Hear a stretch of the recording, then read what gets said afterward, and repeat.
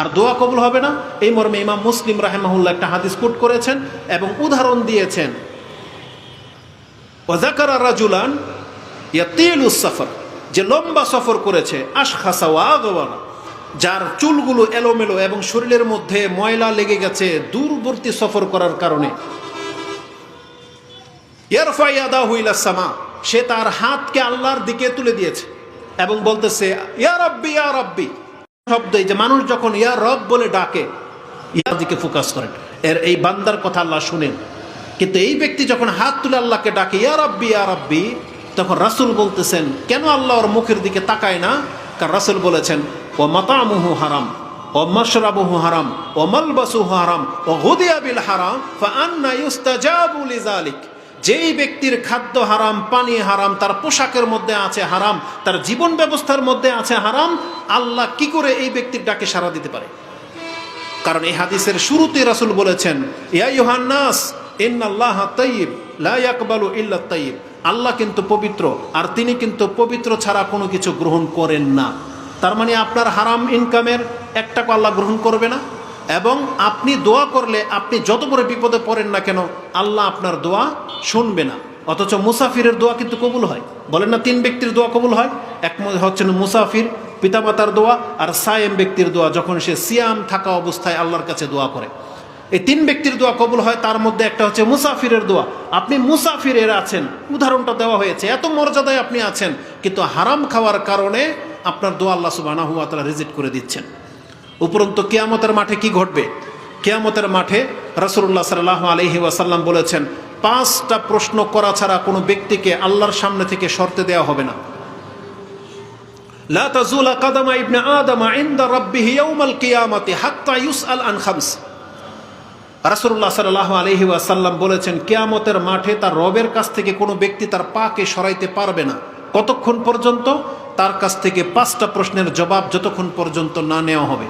তার মধ্যে একটা হচ্ছে আন উমরিহি ফিমা আফনা ওয়া আন শাবাবিহি ফিমা আবলা ওয়া আন মালিহি মিন আইনা ইকতাসাবা ওয়া ফিমা আনফাকা ওয়া মাযা আমিলা ফিমা আলিমা। রাসূলুল্লাহ সাল্লাল্লাহু আলাইহি ওয়াসাল্লাম থেকে ইমাম তিরমিজি এটা কোট করেছেন এই ভাষায় যে 5টা প্রশ্ন করা হবে। তার মধ্যে একটা প্রশ্ন হচ্ছে যে তুমি তোমার জীবনটাকে, পুরো বয়সটাকে কোথায় খরচ করেছো, এটা প্রথম প্রশ্ন। দ্বিতীয় প্রশ্ন করা হবে যুবক অবস্থার এই বয়সটাকে, ফিমা আবলা, তোমার এই যৌবন কালটাকে তুমি কোন কোন কাজে খরচ করেছিলা। আজকে মুসলিম যুবকরা যেইভাবে উদ্যততা দেখায়, সে নামাজে আসে না, ভদ্রতা দেখায় না, সে নেশায় ঢুকে গেছে, জুয়াতে ঢুকে গেছে, ওই গণতান্ত্রিক সিস্টেমে রাজনীতির মাধ্যমে লুটতারাজের মধ্যে ঢুকে গেছে। এই যুবকগুলা কি বলবে কাল কিয়ামতের মাঠে যে আমি আমার এই কাজটা ক্রিকেট খেলায় লাগিয়ে দিয়েছিলাম, ফুটবল খেলায়, নাচ গানে, খেলতামশায়, চুরি বাটপারিতে, এগুলাই বলবে। কিন্তু মুসলিমদের উচিত ছিল সে আল্লাহর বান্দা হবে। মুসলিম যুবকদের উচিত ছিল তারা ইসলামের খেদমত করবে, যেই জন্য আমাদেরকে সৃষ্টি করা হয়েছে।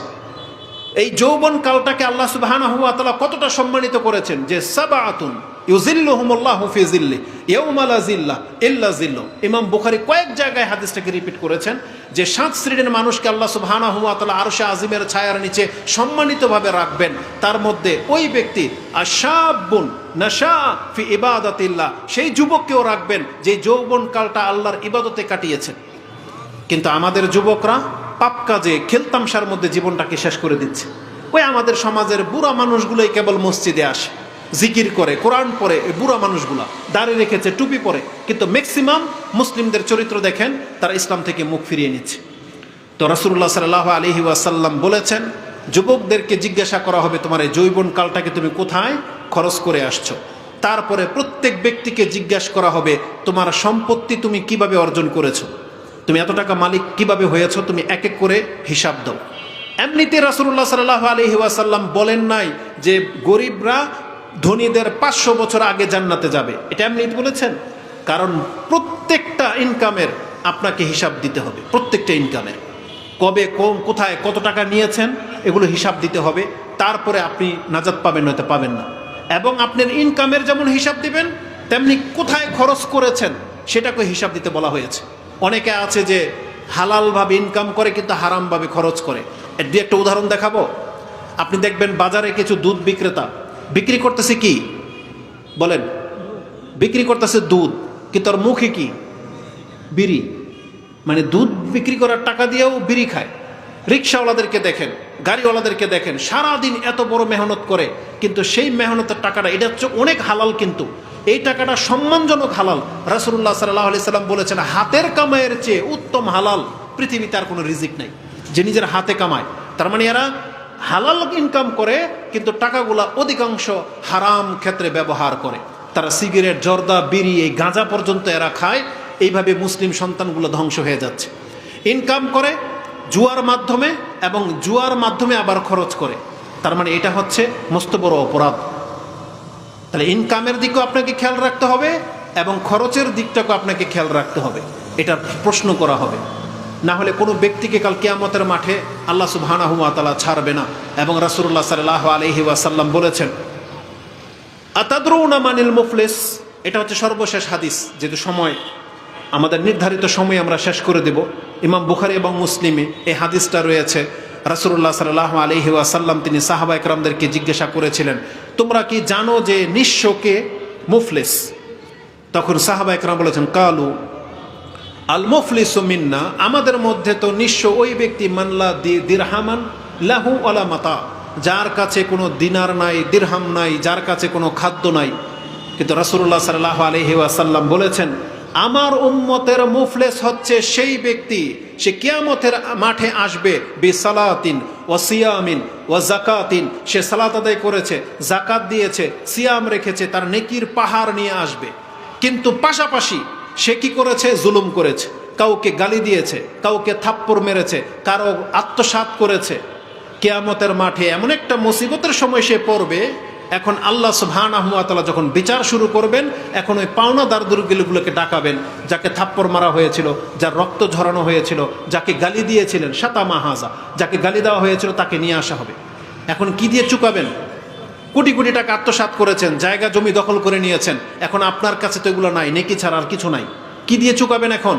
তখন যেই ব্যক্তিকে অন্যায়ভাবে থাপ্পড় মারা হয়েছিল, সেই দরিদ্র ব্যক্তিটাকে নিয়ে আসা হবে, যে তোমাকে থাপ্পড় মেরেছিল, থাপ্পড়ের জবাবে এতটা নেকি তুমি নিয়ে নাও।